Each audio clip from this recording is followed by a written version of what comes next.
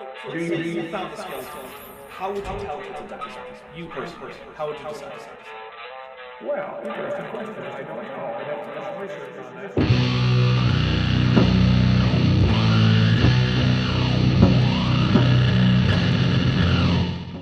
Hey there, YouTube, the Dapper Dinosaur here. I'm here on behalf of Erica, who asked me to take a look at some of the linguistic problems inherent with Rawmat's question about whether or not humans are apes, whether it's appropriate to call humans apes, what the word ape really means, etc. So let's have a little listen to what Rawmat says.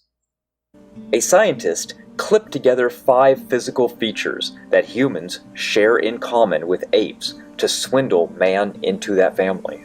Basically, they played a language game. First of all, apes are not a clade. Ape is an English word. It is not a taxonomic term. English words do not need to be monophyletic. French, German, Russian, and other languages do not have to accord with English in the ways of splitting up animals. Taxonomy is international. Everywhere worldwide, we recognize human beings as part of mankind, not apes. So if we must accept that humans are apes, then we must equally accept that chimpanzees are monkeys.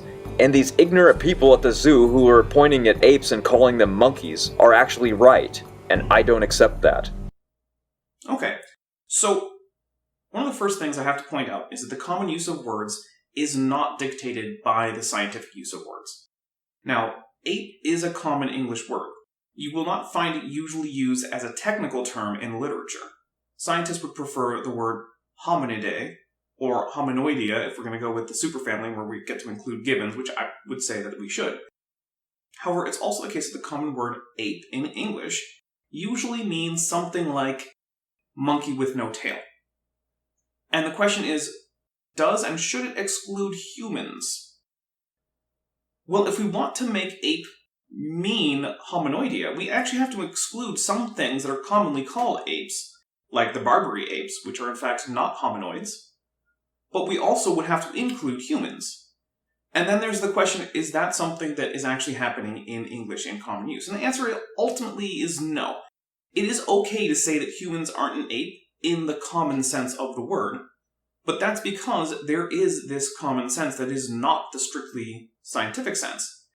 Once you want to start using the word ape to refer to a particular clade, there is literally no way to get the word ape out of there. I also think it's interesting to point out that this is ape-monkey distinction.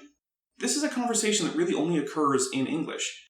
Most other languages actually do not use different words to distinguish the hominoid monkeys from the other monkeys. Most languages, take for example French, just use one word. In French, it's singe. It just means monkey or ape. Another interesting thing is that the distinction between monkey and ape didn't actually happen in English until well into the modern period. It wasn't until the 17th century that the word monkey actually came about. Up until that point in the 17th century, the word ape was used for both monkeys and apes. So historically, ape is actually the more general, broad term. So what do we do with this information? Do we call humans apes? Well, it kind of doesn't matter. So it's fine when you go to the zoo to tell your kid that that's an ape, not a monkey. Like Rahman said, it is okay to do that, because in common parlance, that is how English works.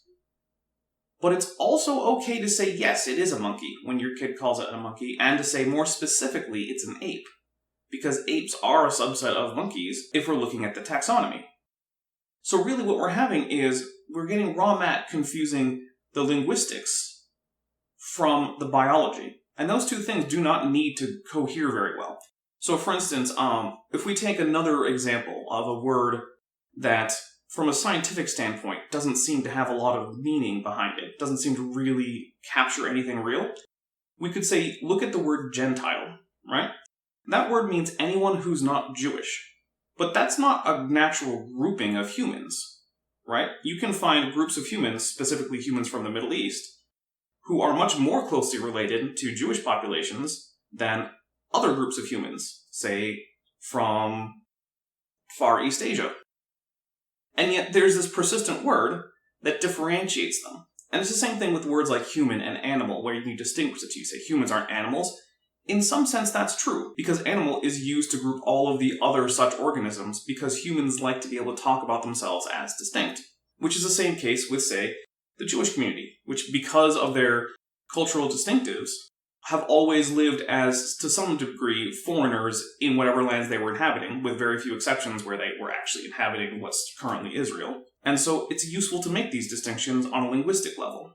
But that's the thing, that just means that the words are convenient for humans. It does not translate well into the actual scientific realm, where we have to be rigorous about what counts as a natural group. Overall, I would say raw Matt is right for the wrong reason. It is fair to say humans aren't apes, in a linguistic sense, but not because humans can be easily distinguished from apes biologically. Simply because humans find it convenient to make that distinction in everyday speech. I hope that covered it. If you have questions, please leave them in the comments. Thanks, Erica, for the shout-out, and I hope that covers all that you needed. I'm the Dapper Dinosaur. Thanks for watching, but before you go, I'd like to thank my patrons, especially my $20 and above patrons, Van Tovend, Ian Chen, Speed of Sound, Chris Love, Henry Hutanen, and Bob Knob. My patrons help me keep this channel going because, as you may know, YouTube is a very volatile platform.